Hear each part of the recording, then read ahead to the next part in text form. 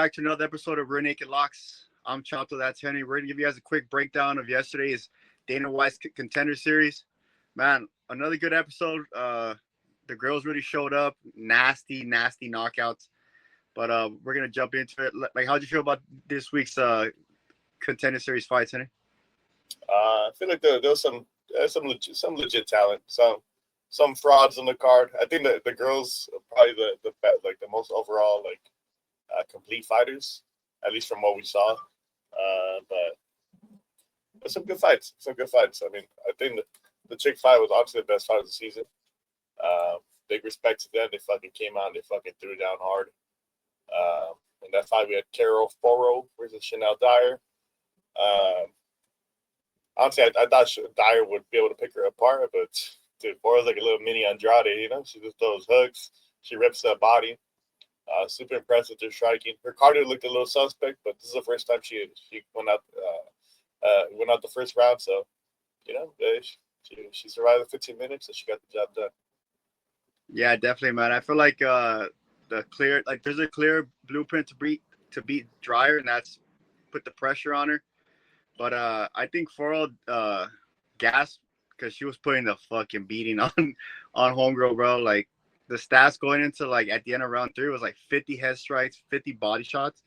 I was like, she mixes it up clean, but, you know, she is Brazilian, I think. So, you know, they're notorious for having horrible gas tanks. But, dude, her fucking boxing, her takedown defense too, crispy, bro. Crispy. So I'm talking about, like, this is what I'm talking about when heavy boxers, heavy strikers, like, dude, you got to have takedown defense. Like, if you know your path to victory is on the feet, you have to at least train your ass off to stay on the feet. This is what I'm saying. So, Foro, definitely a fighter that, like, I'm looking forward to seeing in the UFC because, bro, she's gonna beat the shit out of a lot of girls, bro. Yeah. I mean, just because of the fact that it's hard to take her down. Because Dyer was hitting her some shit too, bro. She's just ripping the body with those teeps. She head kicked her a few times. Like other than the first round was a one-sided beating, but round 2, round 3. Super competitive. Both girls showed up. Honestly, I'm kind of glad that Dana gave them both contracts because I mean they both have potential. I'm not sure if it's title potential, but I mean, you know, potential to win some fights, have a positive UFC record. Yeah, well, overall good performances from the two ladies. Best fight of the season so far. Yeah, I mean, Dreyer has a chin, dude. I'm just gonna say that. Nah, yeah, for sure, bro. Like this guy, 22 years old, bro. Dude, this guy looked nasty on the feet. Dude, that knockout was fucking insane to watch live. I was like, dude, this guy shut this guy's lights out against the fence, bro. It's just, bro, headshot dead, bro. That shit was insane. But 22 years old, man, from Brazil, prospect. But this is one of those fights where, like, you really don't know. You know, like, so is he good? Is he not good? 22 years old.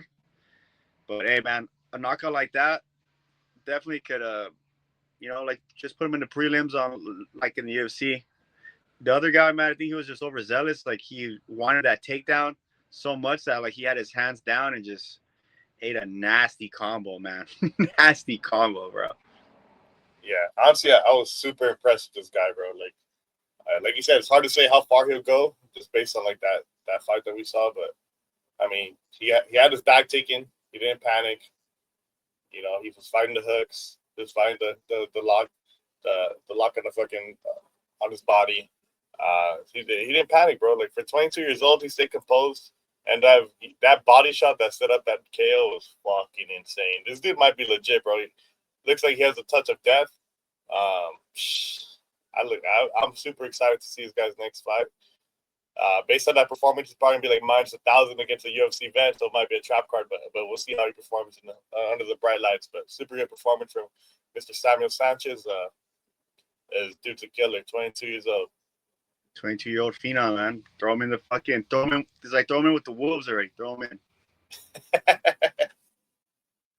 Hey, like, dude, this fight right here, going into it, had no prior knowledge that he was fighting with Ray Longo, Sterling in the crowd.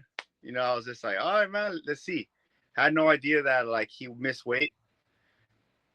Going into it, I usually pick my fighter. You know, I'm like, oh, like, if Like I'm gonna go with this guy. Like I'm gonna go with this guy. I'm not gonna lie.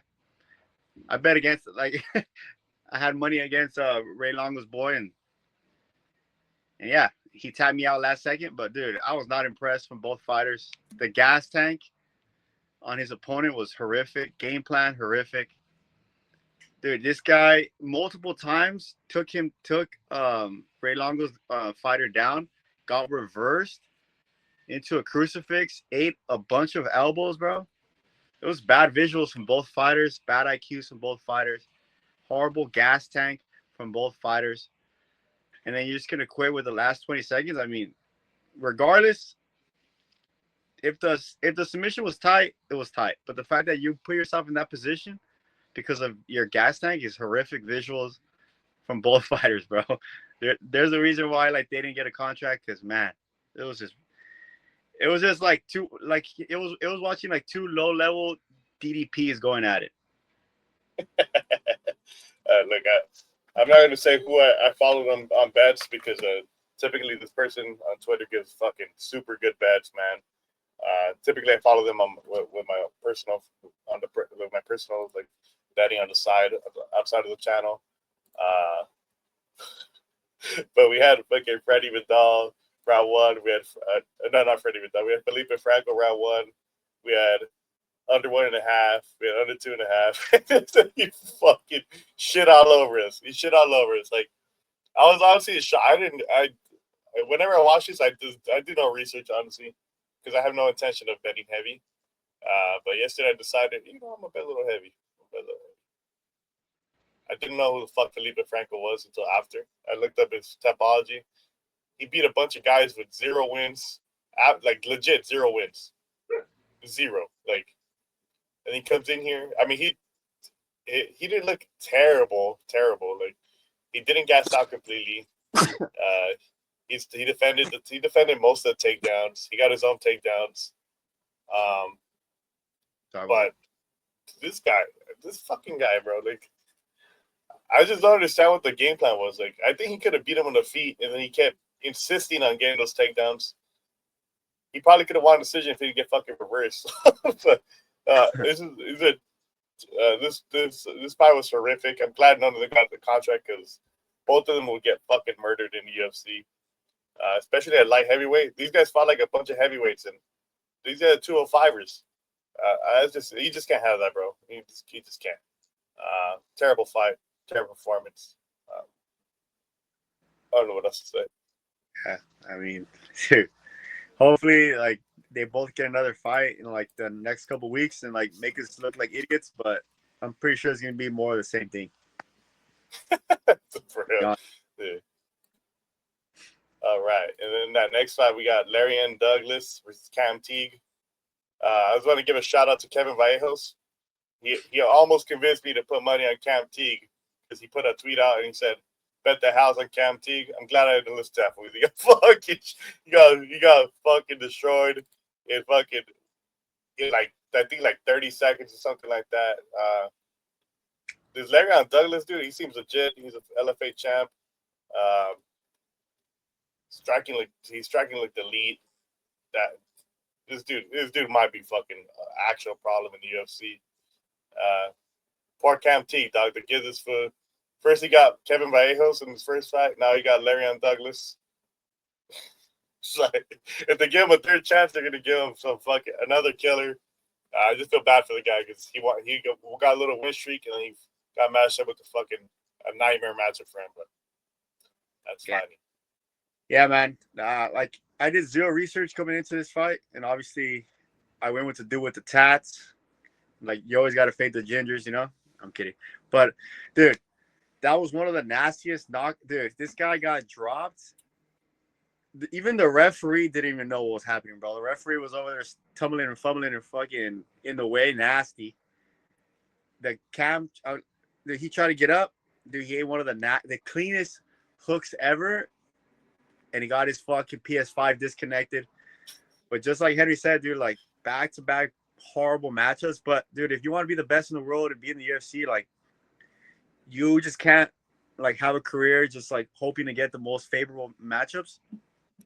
And like after I watched this video, like TikTok did his thing and is like showed me like his post.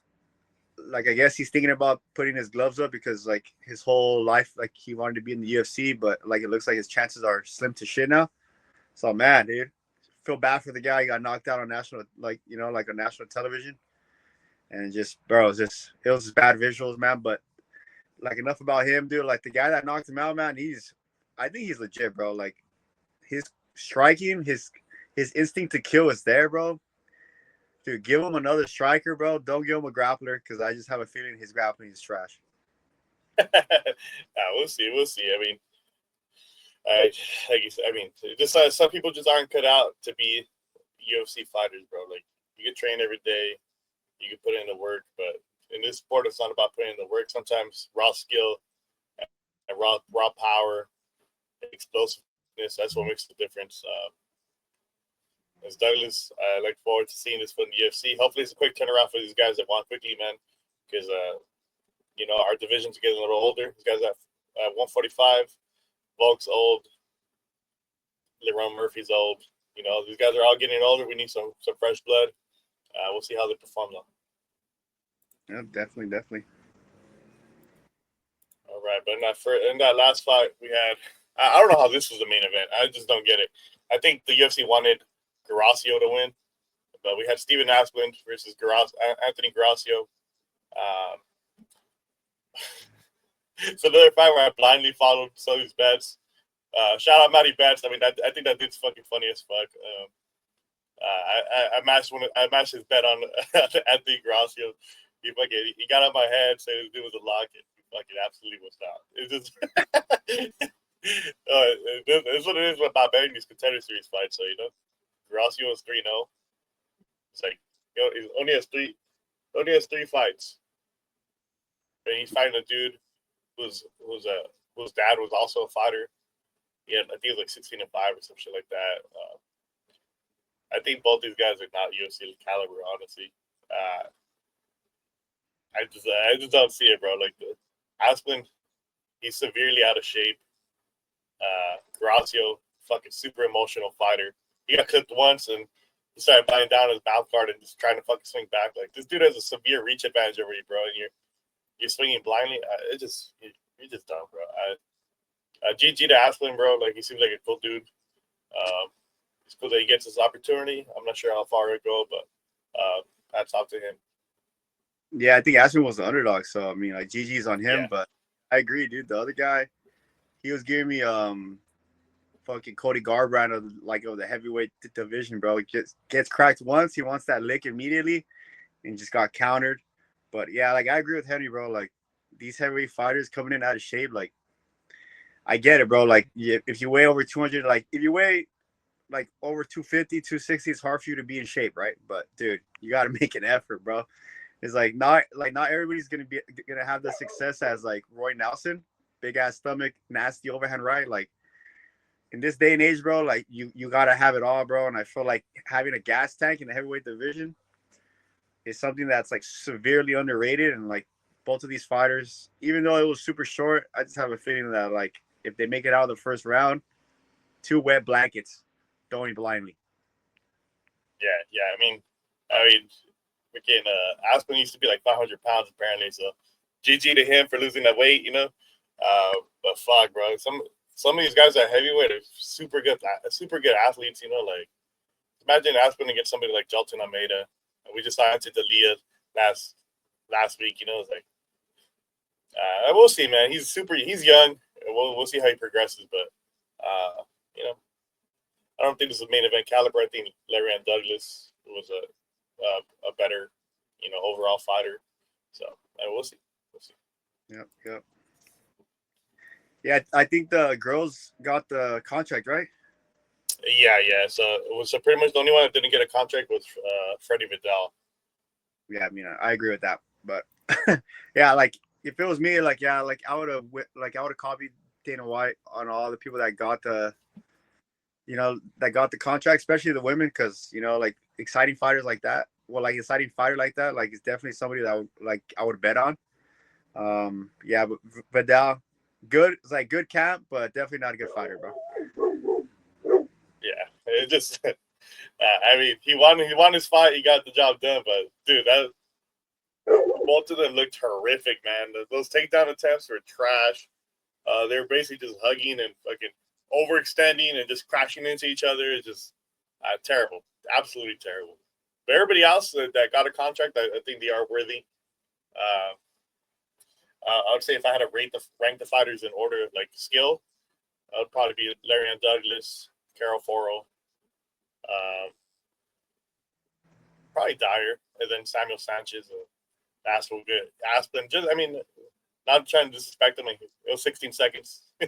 We saw 3 punches, so we'll see. So typically, heavyweights are lower in skill. But, yeah, definitely.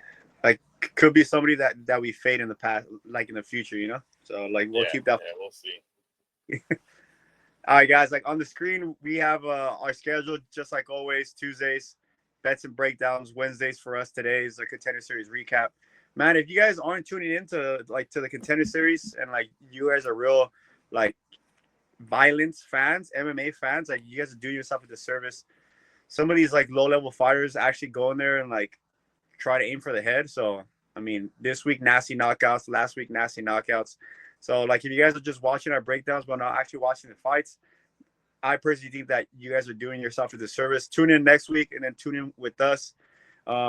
And then on Sundays, we have our event recap, dude, that around the world parlay plus 400 odds.